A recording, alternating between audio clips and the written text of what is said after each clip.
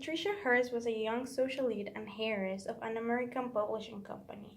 She was the it girl of the 1970s. She was kidnapped by an American terrorist group called the Sandinist Liberation Army to use her to free two of its members from jail. The original plan of the Sandinist Liberation Army was a failure, but during the time in which they had Hearst in their power, they recruited her and she became part of their urban guerrilla. Hearst was found 19 months later, by the time she had become a fugitive and had been accused of serious crimes including murder and bank robbery. Her trial became one of the most important of the century.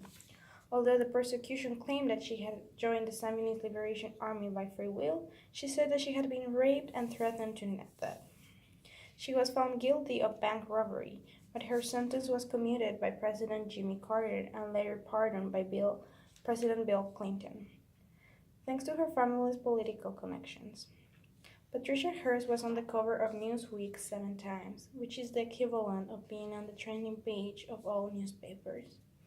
There are several things that contributed to the popularity of this story. First, Patricia's status as it girl. Second, the fact that her kidnappers required that all the videos and letters that they sent to her family had to be publicly released.